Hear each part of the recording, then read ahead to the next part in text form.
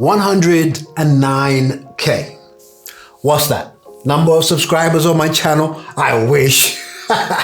It's the number of kilometers that I have run in this shoe. Adidas Adizero Adios Pro 4. And it's the first time on my channel doing a long-term use review. I'll be doing a few because I ran in a Nike Invincible 3 over 100K, Primix 2 Strong, as well as the Cloud Monster. So those will be coming, and I will be doing a lot more of these. But what better shoe to start on? Disclosures. There'll be some people looking to troll me in the comments. I'm ready for you. If you want to comment, oh, he's biased because Adidas da-da-da-da, you're probably right. You're probably right. So let me start the trolling for you. You see, Adidas took me to Berlin to run Berlin Marathon, which was my first marathon, and I ran that in this shoe. They also took me to other events like the Road to Records. I've got a few more projects coming up with Adidas, and therefore, if you think I'm being biased, it's okay. It's okay. I won't blame you. I would think that too if I was viewing this. But can I please take a second and just ask you to hear me out? My name is Aubrey. I'm an average runner, simply trying to be less average by the day. As at the time of filming this, you've given me 19,526 subscribers. We're closing in on 20,000 subscribers. That's just mind-blowing. But I'm so grateful. Thank you very much. Let's get on with this video. Now, normally, I break down the shoe starting from the top, working our way down. I will still do that after this section, okay? Just in case this is the first time you're coming across my review of this shoe, I want to tell you what it's like, what it's been like running in this shoe, taking it to 109K, okay? My first ever marathon. Now, granted, it was pretty epic. I had Thomas from Believe in the run. I had Adidas backing me, so I didn't have your normal or standard marathon experience. But this was the shoe, right? So I did a few runs, workout runs before then, a few 10K runs. I didn't do any of my long runs within the shoe. Part of me was still skeptic as to how it was going to perform. 4 hours, 25 minutes, to me, is a very fast debut marathon for the kind of running that I do. What this was able to do for me, and this is the number one reason I would recommend you look into this shoe, is the cushioning of this midsole. They've moved away from the version of Livestrike Pro that was in the Pro 3 and made it much more plush, much more comfortable. I'm a sucker for max cushion shoes, and what they've done in the Pro 4 is tweaked it to suit my kind of running. And when I was getting to the latter miles, when I was cramping up, I just appreciated the comfort that this shoe was giving me. There are times when you're running a marathon that you will go slow. There are times that when you're running a marathon, your form breaks down. You're not giving it everything you normally do. I found it works best at all those paces, and I love it for that. I'm training for London Marathon. I've got a few other secret projects, and I've been getting in a lot of miles recently. I did my long runs in this shoe, and it's so easy to just reach for it. It feels great to run in because of the cushioning. The performance is not compromised, and it just feels great. How about wear and tear after 109K and 2 washes? And I want to assure you, it still looks and feels the way it did when I first had it. In terms of the outsole, you can start to see a few scrapes at the back over here, but all of the notches that are there, I can't fault it. They're calling it light traction. In my first review, because I saw this Continental rubber, I thought all of this was Continental rubber. But it's split out in two. You got your Continental rubber here, this colored patch, and this light traction. But honestly, 109K feels great. I've got some outsoles that show wear and tear after that. But in looking at both of these shoes, honestly, I can't really pinpoint anything that's severely damaged. and I like it for that. So in terms of wear and tear, I think it's aging very well. It's got plenty of life in here. Let's talk about the specs, the things that you need to know about this shoe. It's now released, it's available, whereas I had this at the beginning of September last year. So, price, £220. That's a very nice price. That's the same price as A6 Metaspeed Sky. So when you start looking across the board, in Nike's super shoes, you start looking at the Vaporfly, that's much higher. The Alphafly, much higher. So this at $220, for what I'm about to tell you, is a very good price. In terms of the weight, I wear a 9.5 UK.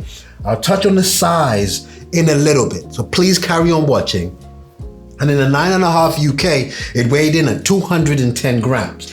In terms of the stack height, you got 39. That's not really hard to memorize. It's written here. It's 39 millimeters. It's 33 millimeters at the front, giving you that 6 millimeter drop. Okay, those are the things you need to know. Now, the first thing a lot of people have been asking me, Aubrey, we keep seeing people saying we should size up. Aubrey, we saw someone with some bloody toes at the front. Remember when you watch these videos, remember when you see other people's accounts, it's their personal experience. I just would like you to trust me to give you mine. I wear a 9.5 UK and I didn't size up. I ran a whole marathon in this shoe and it felt great. Some people have had to size up. So please don't take their word and start sizing up. Don't take mine and start saying true to size, but try it out for yourself before you commit to it. Now, in terms of the heel, whilst it doesn't look like there have been made changes in this, it seems and it feels like there's a bit more padding in here. I've heard other people say it's kind of hard to lock down. If you love the Pro 3, this is much, much easier. This is much more intuitive. It's easier to get a lockdown in this shoe in comparison to this one. What I do like what they've done, they've maintained that shark fin thing at the heel over here, but there's a hidden message in there and it reads, "This too shall pass." I like that.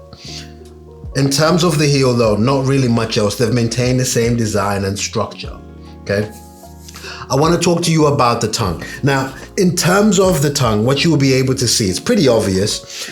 This tongue had these perforations and its holes all the way across, all the way around, and they've changed that here.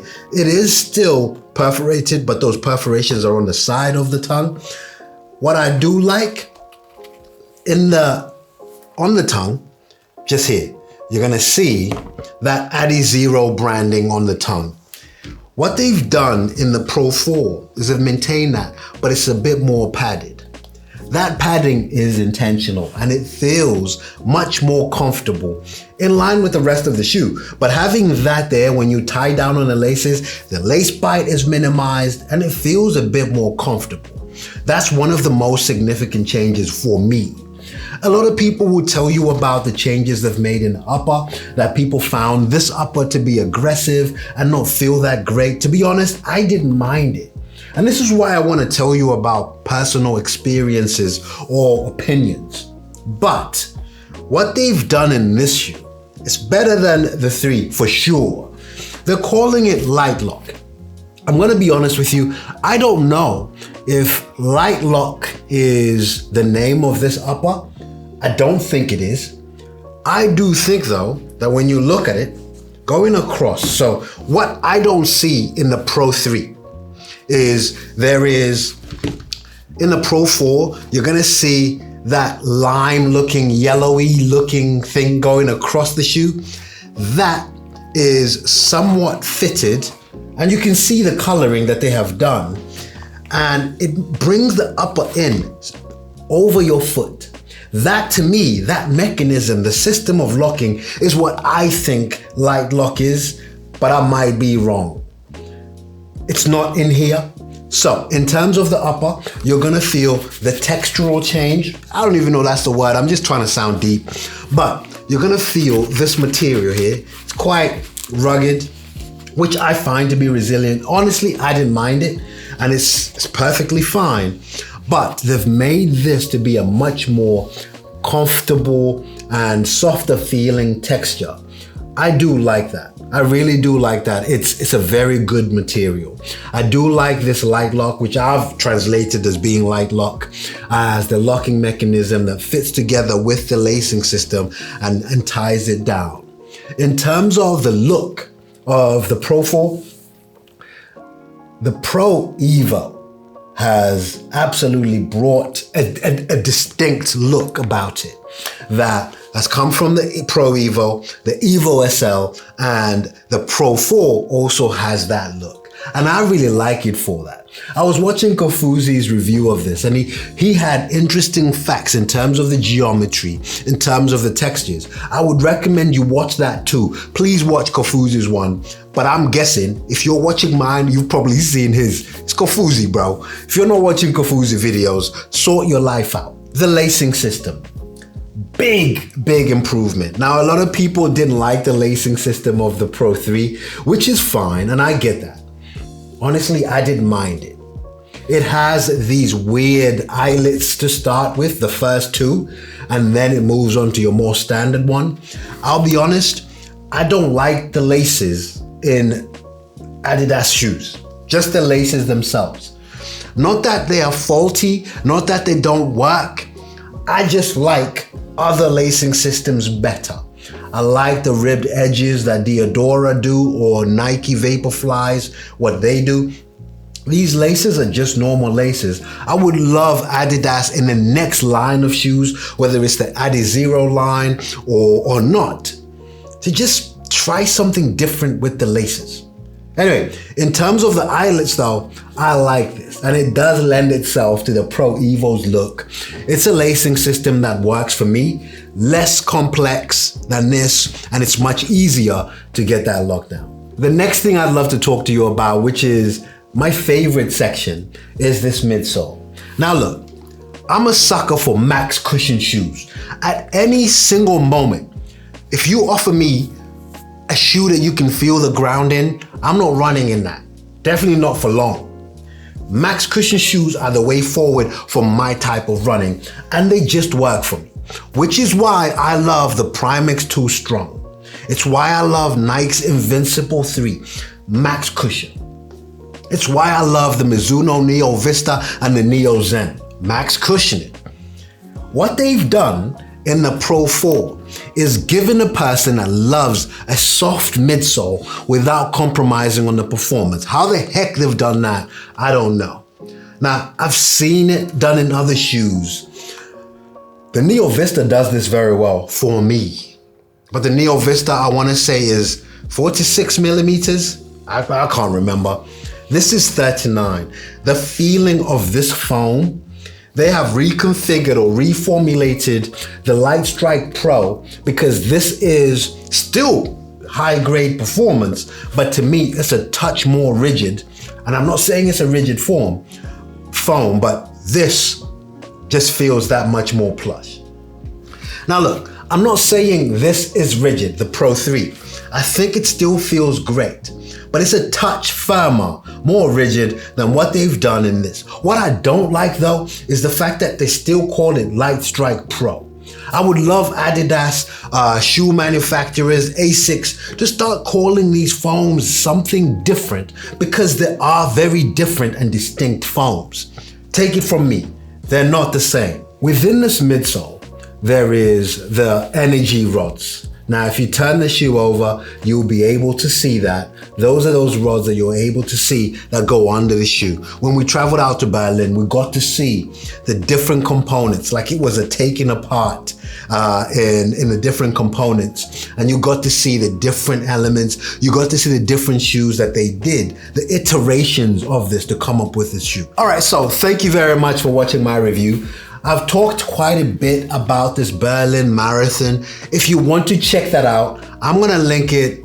Actually, I'll link it here. Click here, you're gonna be able to see the Berlin Marathon. On this side, I'm gonna put in my initial review, initial impressions of the Pro 4. So, Berlin, initial impressions.